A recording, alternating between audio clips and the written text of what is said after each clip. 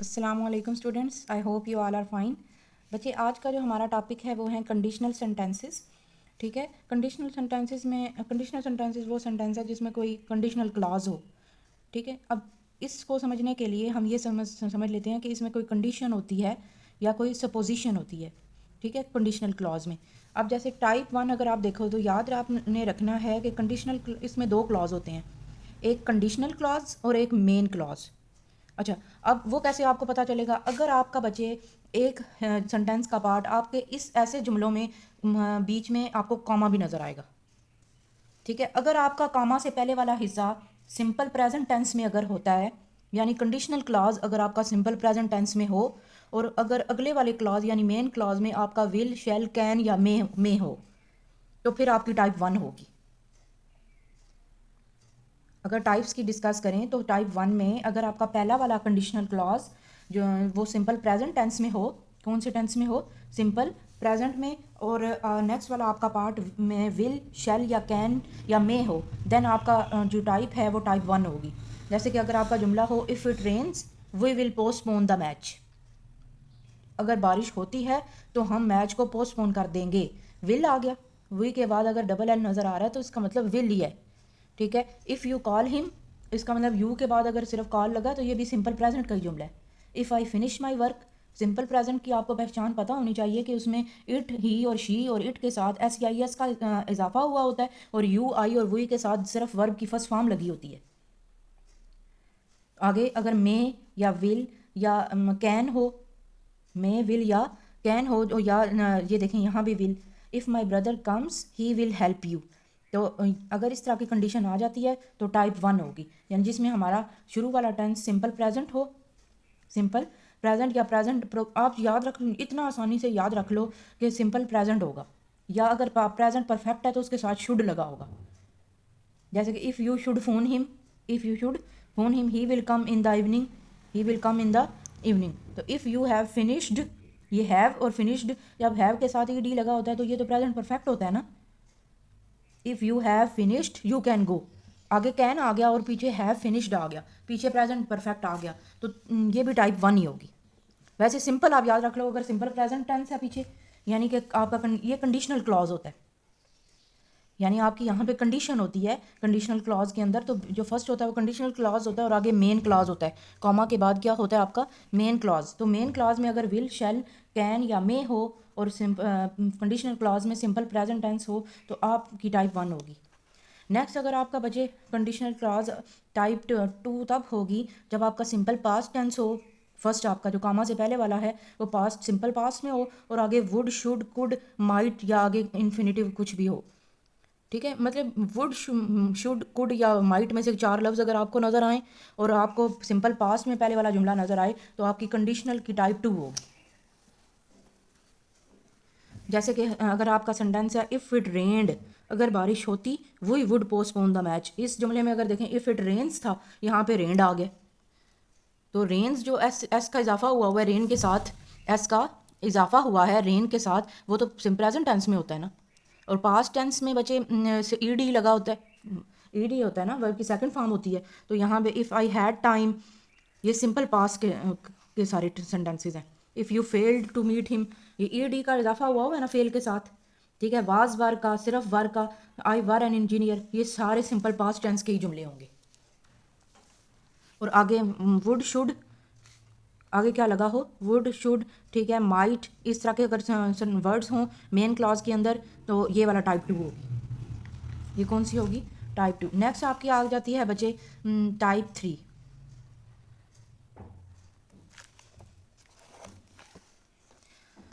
अच्छा जी बच्चे, इसके बाद फर्स्ट हम देख लेते हैं ज़ीरो टाइप। ठीक है, ज़ीरो टाइप में नेक्स्ट है बच्चे टाइप 3। टाइप 3 में बच्चे ये होता है कि हमने इफ़ को हटा देना होता है, यानी इफ़ अगर सेंटेंस के शुरू में आ भी रहा है लेकिन हैड लाजमी आना चाहिए। सेंटेंस को आपने फिर हैड से शुरू करना होगा कंडीशनल क्लॉज में। यानी जैसे वो if we had arrived earlier we would have seen our aunt, यानी अगर हम जल्दी पहुंचते तो हम अपनी आंटी को देख लेते। तो ये इसमें इफ़ को आपने हटा देना है और सेंटेंस हैड से शुरू होगा और मेन क्लास में वुड हैव लाजमी आना चाहिए। पहले आपका जो टाइप टू सेंटेंस थी, टाइप टू थी, उसमें वुड हैव नहीं था, जस्ट वुड शुड माइट और कुड था, हैव नहीं आता था। नेक्स्ट बच्चे जो आपकी है वो है ज़ीरो टाइप। ज़ीरो टाइप में क्या होता है कि बच्चे आपका कंडीशनल क्लॉज भी सिंपल प्रेजेंट में होता है और मेन क्लॉज भी आपका सिंपल प्रेजेंट में, दोनों आपके सिंपल प्रेजेंट में ही होंगे। जैसे कि if you press the button the machine starts, if I have time I go for a walk.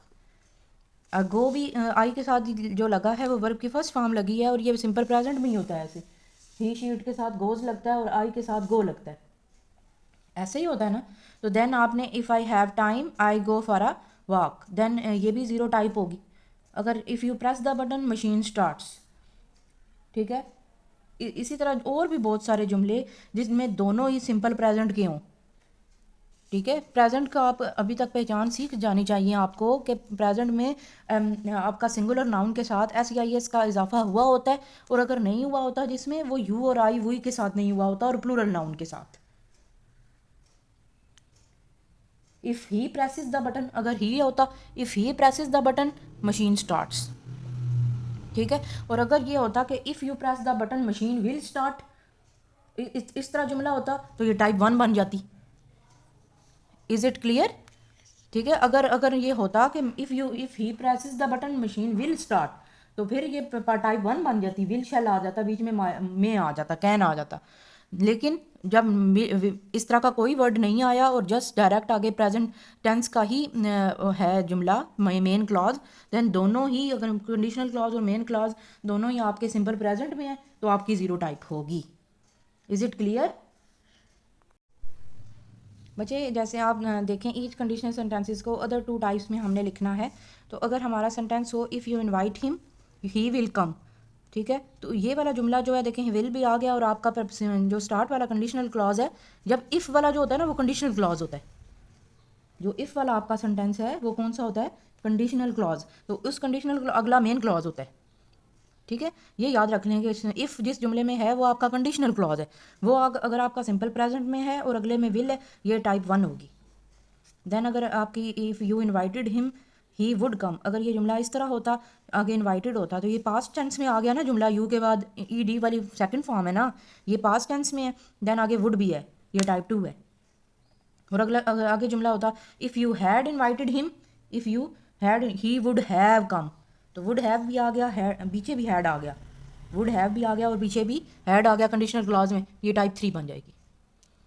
Is it clear बच्चे? नेक्स्ट टॉपिक है आपका एडवर्ब्स, ठीक है। एडवर्ब बच्चे मेन जो एडवर्ब्स हैं, आप ये वर्ड जो किसी वर्ब को मीनिंग दे, किसी वर्ब को मीनिंग दे, यानी कोई भी वर्ब के मीनिंग में एडिशन करे।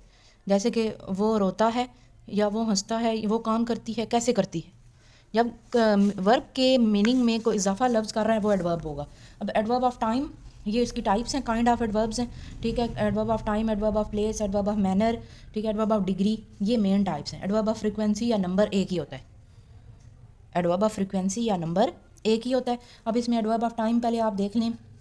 एडवर्ब ऑफ टाइम बच्चे आपको वो बताता है कि कोई काम किस वक्त किया गया है। जैसे ही कम्स हेयर, वो आया है, आता है, वो यहाँ आता है, कब आता है? डेली, रोज़ आता है।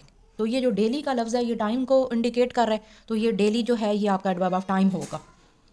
आई हर्ट माई नी येस्टरडे, ठीक है, आई हर्ट माई नी येस्टरडे। अब मुझे यानी घुटने पे मतलब हर्ट हुआ कब? येस्टरडे, ठीक है। अब येस्टरडे बच्चे जो आपका है वो बच्चे येस्टरडे भी आपका, येस्टरडे, टुमारो, ये भी टाइम के ही वर्ड्स हैं। आज, कल, वक्त बता रहे हैं ना, ये क्या बता रहे हैं? वक्त। तो बेसिकली येस्टरडे भी ये एडवर्ब ऑफ टाइम होगा। अर्ली आ जाता है, आई गॉट अप अर्ली, मैं जल्दी उठता हूँ, तो जल्दी भी तो, जल्दी, देर, ये भी तो वक्त ही है ना। तो अर्ली लफ्ज़ भी अगर इंग्लिश में है तो ये एडवर्ब ऑफ टाइम होगा, ठीक है। मैं आई गॉट अप यानी मैं उठा, कब उठा?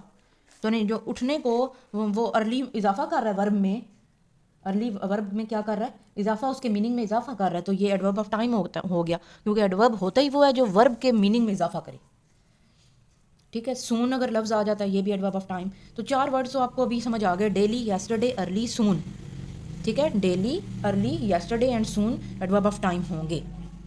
नेक्स्ट बच्चे आपका आ जाता है adverb of frequency. Adverb of frequency बच्चे क्या है कि ये शो करता है कि कितने दफ़ा वर्क हुआ है।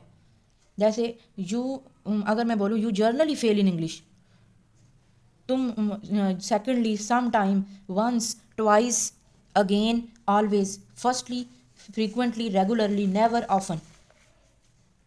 यानी इन में से कोई भी वर्ड्स अगर आपके जुमले में आ जाते हैं और वो अंडरलाइन हुए होते हैं, जुमले में आ जाएं और वो क्या हुए हों, अंडरलाइन, तो आपने समझ जाना है कि ये एडवर्ब ऑफ फ्रीक्वेंसी होगा। यानी कि आपका काम करने का होना, कितनी दफ़ा आपने काम किया, 2 दफ़ा किया, 1 दफ़ा किया, कभी भी नहीं किया, बार बार किया। समझ में आ रही बात ना मेरी बच्चे? इज़ इट क्लियर कि आपने जर्नली, ऑफन, ट्वाइस, ओकेजनली, यानी मैं उसको उसको मिला जब आई मीट हिम ओकेजनली, यानी मैं उसे मौके पर, मौका मिलते ही मिले, यानी जब मुझे मौका मिलता है तो मैं मिलता हूँ। तो जब भी आपने once, twice, again, always, firstly, secondly भी आ जाता है, पहली दफ़ा, दूसरी दफ़ा, तीसरी, थर्डली भी आ जाता है, तो आपने समझ जाना है कि ये नंबर या फ्रीक्वेंसी को डिनोट कर रहा है, तो ये एडवर्ब ऑफ फ्रीक्वेंसी होगा।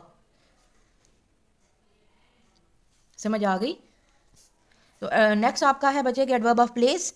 एडवर्ब ऑफ प्लेस होता है कि जैसे मैं अभी आपको बोलूँ कि किताब को टेबल के नीचे रख दो, तो आपने, इसका मतलब रखना आपका वर्ब है, एक्शन, तो रखना कहाँ पे है वो भी मैं बताऊंगी ना साथ। तो इसका मतलब है कि जो मैं जगह बता रही हूँ, हेयर यहाँ रखो, एवरीवेयर हर जगह, बिलो नीचे, right left, there, inside outside, within. Everywhere, below, right left, there, up ऊपर, इनसाइड अंदर, आउटसाइड बाहर, विद इन। ऐसे लफ्ज समझ में आ रहे हैं बच्चे? ये एडवर्ब ऑफ प्लेस होंगे। Is it clear?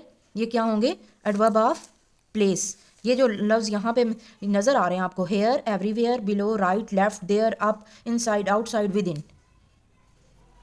ठीक है। नेक्स्ट एडवर्ब ऑफ मैनर है। मैनर, मैनर आपको समझ में आ रहा है ना? मैनर वो बिहेवियर है जिस तरीके से आप काम करो। जैसे आपने आस्था काम किया, आपने मेहनत से काम किया, आपने हल्का काम किया, आपने हार्ड वर्क से काम किया, आपने आराम से काम किया। तो जो केयरफुली, स्लोली, ब्रेवली, हार्डली, ये लफ्ज़, nicely, clearly, quickly, honestly, strictly, gladly, fastly, इसमें तकरीबन एल वाई आते हैं, लेकिन ज़रूरी नहीं कि जिसमें एल वाई ना आए वो एडवर्ब ऑफ मैनर ना हो। अब वेल में एल वाई नहीं आ रहा, लेकिन ये तब भी एडवर्ब ऑफ मैनर होगा। नेक्स्ट बचे जो आपके पैराग्राफ्स हैं, ट्रांसलेशन जिसको आपने इंग्लिश में ट्रांसलेट करना है, उसके हम कुछ रूल्स देखेंगे। वैसे तो बच्चे आपका पैराग्राफ अनसीन भी आ सकता है और आपके ग्रामर से भी आ सकता है, ग्रामर की बुक से। ठीक है।